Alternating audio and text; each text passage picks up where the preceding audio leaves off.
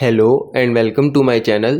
Today I'm going to show you how you can fix access denied in Zarchiver. To do that, first go to your settings and open your apps manager. Here search for Zarchiver. Click on it and then go to notifications.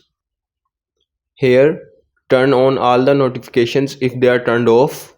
Then go back and go to permissions and allow all the permissions to Zarchiver. Then go back and go to storage and cache.